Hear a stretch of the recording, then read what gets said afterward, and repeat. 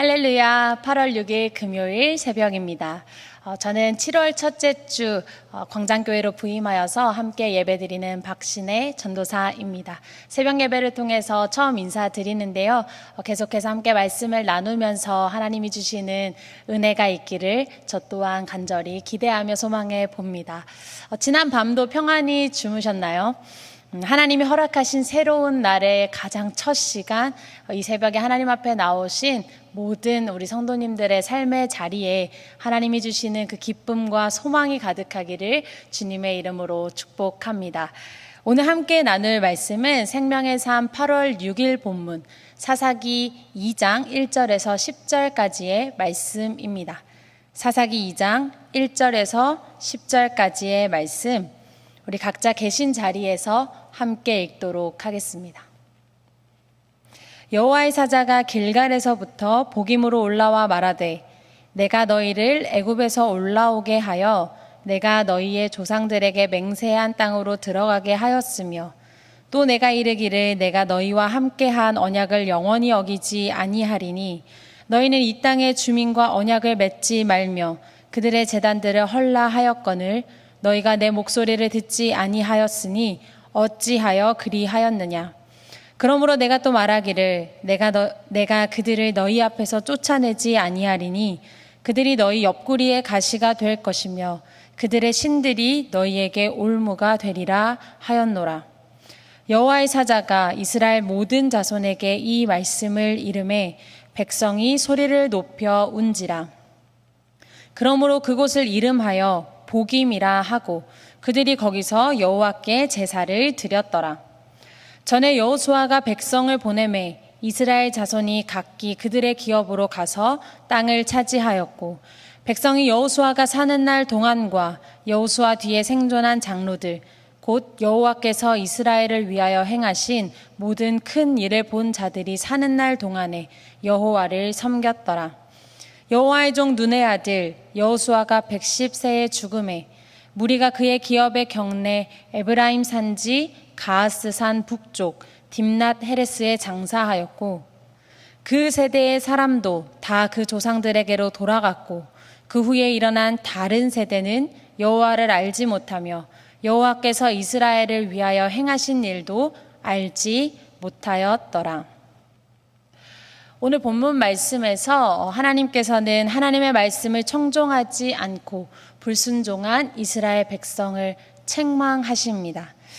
그리고 심히 통곡하여 소리를 높여 이스라엘 백성들이 울고 돌이키지만 이스라엘 공동체 안에 여호수아 이후에 여호와를 알지 못하는 다른 세대가 일어난 것을 성경이 기록하고 있습니다. 한마디로 오늘 본문의 말씀은 믿음에서 실패한 이야기, 신앙 전수에 실패한 세대의 이야기를 말합니다. 가끔 우리가 삶에서 본받고 싶은 사람의 삶의 이야기를 들을 때가 있습니다. 그 이야기가 성공담이라면 나도 그렇게 살고 싶다. 와, 어떻게 그런 일들을 이룰 수 있을까? 본받고 싶다 하는 도전을 얻기도 하는데요. 그런데 그 이야기를 듣고 내 삶으로 돌아와서 나를 돌이켜보고 나의 현 주소를 알고 나면 그렇게 사는 게 참 어렵고 그럴 만한 능력이 내 안에 없구나 하는 것이 깨닫게 되면서 정말 좋은 이야기를 듣기는 들었는데 그 사람은 원래 타고나서 그래. 그 사람 원래 잘하는 사람이야 라는 생각이 들기 시작하면서 오히려 실망과 좌절이 생길 때가 있습니다. 그래서 때로는 성공담도 좋지만 실패담이 주는 위로와 교훈도 있는데요. 이 사람에게도 그런 시절이 있었구나. 그런 실수가 있었고 실패가 있었구나 하면서 지금 나는 어떤 상황이고 오늘의 나는 어떻게 해야 할까? 나는 앞으로 어떻게 살아가야 할까? 하는 생각과 고민을 이어가곤 합니다. 우리가 성경 안에서도 수많은 이야기들을 읽고 묵상하는데요. 만약 그 이야기들이 조금도 흐트러짐 없이 하나님을 경외하고 예배하고 따랐던 사람들의 그런 성공적인 믿음의 이야기만 담겨 있었다면 우리는 오히려 실망하고 좌절하는 일이 있지 않았을까 생각해 봅니다. 감사하게도 성경에는 믿음의 사람들의 그런 성공적인 이야기뿐만 아니라 불순종함으로 넘어지고 방황하고 또 하나님 앞에 책망받는 이야기가 창세기로부터 요한계시록까지 수두룩합니다. 성경을 기록하면서 굳이 그 실패담, 흑역사라고 하는데요. 그런 이야기를 영원토록 남길 이유가 과연 어디에 있었을까 생각해 보니까 그 기록의 수혜자가 바로 오늘 아침 그리고 여러분이 아닐까 생각해 봅니다. 사사기는 한마디로 이야기하자면 실패담 모음집입니다. 이스라엘 백성들이 여호수아 이후에 하나님을 떠나 범죄하고 또 그 결과로 심판받고 그제서야 하나님께 다시 간구하고 하나님의 구원하시는 그 은혜를 얻기를 역사를 이어 계속 반복하는 이야기의 모음입니다. 지난 1장에 이어서 오늘 본문 말씀이 바로 그 사이클의 시작점에 위치하고 있는데요. 그 속에서 오늘 하나님께서 기뻐하시는 뜻은 무엇인가, 저와 여러분의 삶에 요구하시는 믿음의 삶은 무엇인가 함께 살펴보기를 원합니다. 먼저 1절과 2절의 말씀입니다. 1절과 2절 말씀을 여러분이 계신 자리에서 저와 함께 읽도록 하겠습니다. 여호와의 사자가 길갈에서부터 보김으로 올라와 말하되 내가 너희를 애굽에서 올라오게 하여 내가 너희의 조상들에게 맹세한 땅으로 들어가게 하였으며 또 내가 이르기를 내가 너희와 함께한 언약을 영원히 어기지 아니하리니 너희는 이 땅의 주민과 언약을 맺지 말며 그들의 제단들을 헐라하였거늘 너희가 내 목소리를 듣지 아니하였으니 어찌하여 그리하였느냐. 어제까지의 본문 말씀을 통해 살펴본 것처럼 이스라엘 백성들은 각 지파별로 가나안 땅에 들어가 그 땅을 정복하며 차지합니다. 그런데 가나안 땅의 그 사람들을 완전히 몰아내라 하나님 말씀하셨음에도 불구하고 쫓아내지 못합니다. 그래서 그 땅에서 가나안 주민들이 이스라엘 지파와 함께 살아가고 그 중에 어떤 주민들은 힘이 강한 능력이 많은 그 지파들의 부역군이 되기도 하였습니다. 하나님께서 이전부터 분명히 말씀하셨고 또 여호수아를 통해 거듭 반복하며 가르치셨습니다. 그럼에도 불구하고 이스라엘 지파들이 결국 그들을 끝까지 완전히 쫓아내지 못했습니다. 그래서 하나님께서 오늘 말씀을 통해 단호하게 그들이 행한 일에 대하여 책망하십니다. 나는 너희를 이집트 종된 삶에서부터 이끌어내어 약속의 땅 가나안으로 인도하였다. 나는 너희와 맺은 언약을 영원히 깨트리지 않을 것이니 너희는 이 땅의 주민과 언약을 맺지 말고 그들의 단을 헐어야 한다라고 했다. 그런데 너희는 나의 말에 순종하지 않았다. 어찌하여 그리하였느냐. 하나님은 이스라엘 공동체 가운데 가나안 주민들을 그대로 내버려 두시기로 결정하십니다. 그것이 그들을 찌르는 가시가 되고 넘어지는 올무가 되는 것을 알고 계셨지만 그렇게 내버려 두시기로 결정하셨습니다. 어찌하여 그리하였느냐, 어찌하여 이런 일을 하였느냐 하시는 이 말씀 앞에서 이스라엘 백성들을 꾸짖으시고 또 징계하시는 이 말씀 앞에서 혹시 오늘 나의 삶은 어떠한가, 우리의 삶을 돌아보기를 원합니다. 하나님께서 이스라엘 공동체 가운데 행하셨던 그 역사처럼 우리 모두를 그리스도를 통하여 그 죄의 종된 삶으로부터 구원하시고 하나님의 자녀가 되는 은혜를 우리에게 허락하셨습니다. 광야와 같은 인생길이지만 먹이시고 입히시고 신실하게 인도하신 경험이 우리의 삶에 있습니다. 절망할 때에 그 자리에 머물지 않도록 소망을 주셨고 하나님의 영광을 위하여 나를 창조하신 그 목적대로 살아가도록 하나님께서 우리 안에 소망을 주시고 지혜를 주시고 새로운 삶의 방향도 각자에게 제시해 주셨습니다. 사사기 1장을 보니까 이스라엘 지파들이 그 땅을 정복하는 과정 가운데 계속해서 반복하여 나타나는 구절이 있었습니다. 여호와께서 그와 함께 하시니라. 하나님 말씀이 계속 반복하여 기록되어 있는데요. 우리의 삶의 모든 것도 여호와께서 우리와 함께 하시니라 하는 이 은혜 때문에 가능한 일이었습니다. 부활하신 주님을 따르는 우리에게 세상 끝날까지 함께 하겠다, 그렇게 임마누엘의 약속을 주셨고 그 약속은 오늘 지금까지도 변함이 없습니다. 그런데 오늘 우리의 모습은 어떠한가요? 오늘 우리가 그 하나님의 말씀을 듣지 않고 온전한 순종의 삶에서 혹 벗어나 있다면 다시 한번 우리를 향한 이 하나님의 말씀에 귀를 기울여야 할 것입니다. 이스라엘 백성들이 모세를 통해 여호수아를 통해 처음 하나님의 말씀을 듣고 하나님의 원하심이 무엇인지 들었을 때에는 그때에는 그 말씀을 기억하고 살았을 것입니다. 그런데 새로운 땅에서 구원의 하나님의 그 목소리보다 가나안 땅에서 들려오는 그 소리를 더 크게 들으면서부터 점점 하나님의 뜻에 온전히 순종하는 길에서 벗어나기 시작했습니다. 어쩌면 그들 나름대로 그럴 수밖에 없었던 이유를 말하고 싶을지 모르겠습니다.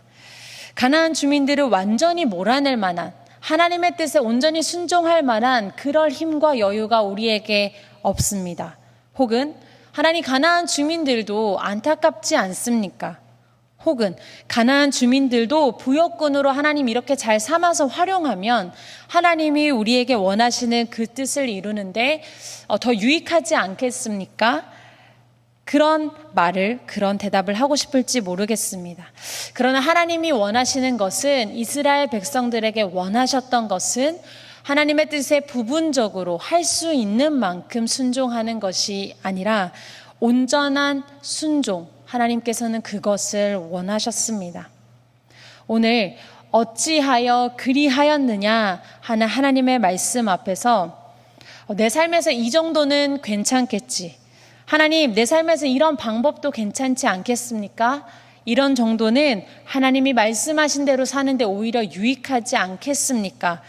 스스로 긴가민가 하면서도 한켠에 남겨둔 것이 있다면 하나님이 오늘 우리에게 원하시는 것도 이스라엘 백성들에게 원하셨던 것과 동일하리라 믿습니다. 내가 할 수 있는 만큼만 행하는 부분적인 순종이 아니라 하나님을 신뢰함으로 하나님의 말씀에 그대로 행하는 온전한 순종.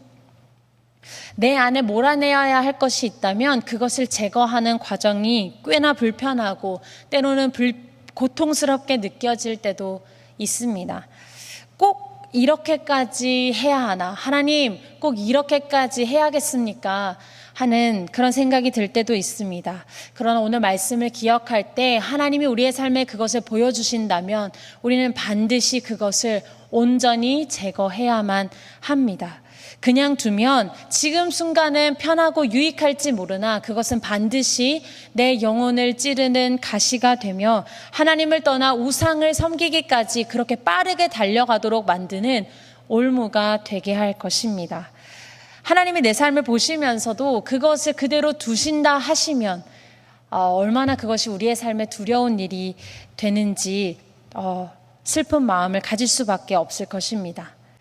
그래서 하나님께서 이스라엘 백성들을 불편하게 하시려고 고통스럽게 하시려고 율법을 주신 것이 아니라 모든 명령과 규례가 신명기 말씀에서처럼 이스라엘 백성을 행복하게 하기 위하여 주신 것이었다는 것을 기억하면서 하나님의 오늘의 그 책망이 불편하더라도 그 목소리를 듣고 온전한 순종의 삶으로 나아가는 저와 여러분이 되기를 소망합니다. 정말 생각해보면 아찔합니다. 하나님께서 우리의 삶의 어려움을 함께 싸워주시지 않기로 결정하신다면 내 삶에 찌르는 가시와 넘어지는 올무를 그대로 두겠다 말씀하신다면 마음이 얼마나 괴로울까요? 오늘 본문에서 이스라엘 백성들도 이 하나님의 무서운 징계 앞에서 통곡하기 시작합니다. 오늘 4절과 5절의 말씀입니다. 4절과 5절의 말씀, 여호와의 사자가 이스라엘 모든 자손에게 이 말씀을 이르매 백성이 소리를 높여 운지라. 그러므로 그곳을 이름하여 보김이라 하고 그들이 거기서 여호와께 제사를 드렸더라. 앞서 여호와의 천사가 길갈에서 복임으로 올라와서 이 심판의 말을 선포하였는데요. 이 복임이라는 지역의 뜻이 우는 사람들입니다. 복임이라는 뜻은 우는 사람들입니다. 그날 이스라엘 백성들이 하나님의 말씀을 듣고 얼마나 소리를 높여 통곡하며 울었는지 그 땅의 이름들이 우는 사람들이라고 남겨질 정도였습니다. 오늘 말씀을 보니 그때 이스라엘 백성들이 참 잘한 일이 있습니다. 그것은 그들의 잘못을 하나님께서 드러내셨을 때 깨닫고 여호와 앞에 나아가 울며 하나님께 제사를 드린 일입니다.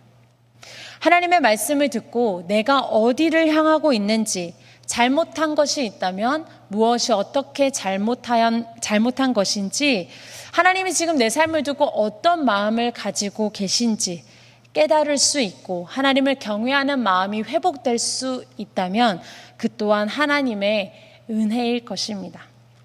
그리고 그때에 우리가 나아가야 할 자리는 예배의 자리입니다.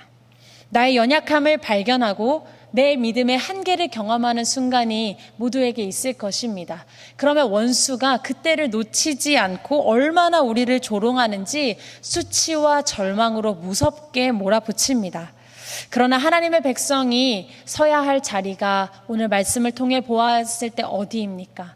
우리가 그냥 그 연약한 자리에 머물고 주저앉는 것이 아니라 하나님의 백성, 하나님의 자녀는 하나님을 예배하는 자리로 나아가야 하는 것입니다.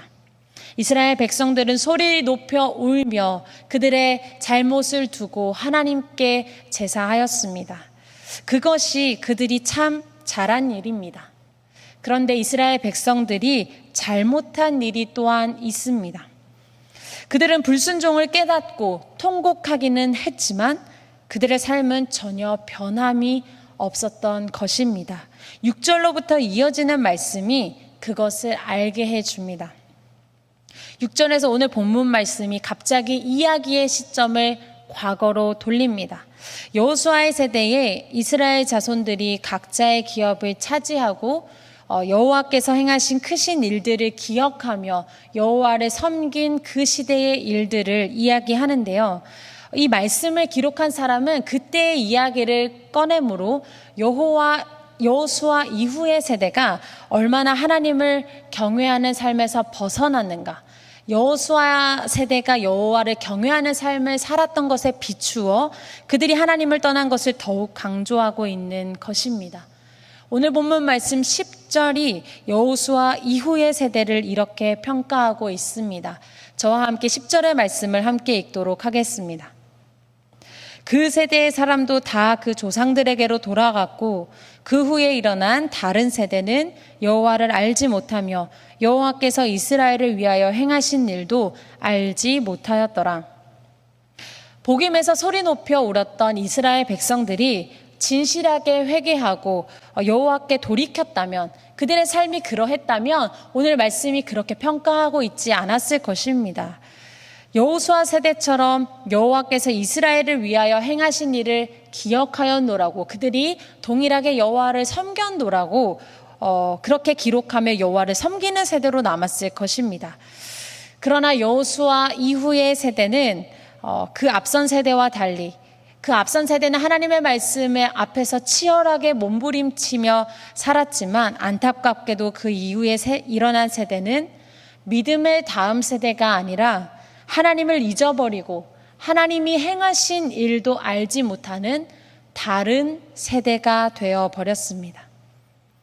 이스라엘 공동체 가운데 이집트에서 은혜로 구원하신 하나님, 광야 가운데 신실하게 인도하셨던 그 하나님, 이스라엘 백성들과 함께하고자 영광 가운데 임재하셨던 하나님을 잊어버리고 그들이 하나님을 알지 못하는 다른 세대가 된 것은 불과 한 세대도 지나지 않아 일어난 일이었습니다. 그러므로 우리가 이 실패를 반면교사 삼아서 기억해야 할 것이 있습니다. 그것은 하나님이 우리를 사랑하셔서 책망하실 때가 있는데 그때에 하나님께로 돌이켜 회개에 합당한 삶을 살아내는 것입니다. 하나님께서 우리에게 원하시는 것은 통곡하며 눈물을 흘리는 그것이 아닙니다. 그것은 회개가 아니라 후회라고 부릅니다. 대신 하나님께서 우리에게 원하시는 것, 그것은 하나님을 등지고 때로 실수하며 넘어져 다른 길을 걷더라도 하나님이 은혜의 목소리로 우리를 부르셨을 때에 하나님께로 방향을 돌이켜 오늘 우리에게 원하시는 그 말씀 앞에 순종의 삶을 사는 것입니다.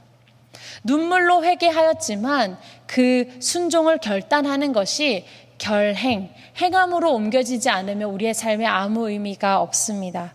우리는 언제든지 누구라도 하나님을 떠나 죄를 향해 달려가기가 쉬운 연약한 존재이기 때문입니다. 우리가 이전에 시편을 묵상하면서 다윗의 삶을 함께 기억해 보았을 때도 그러했습니다.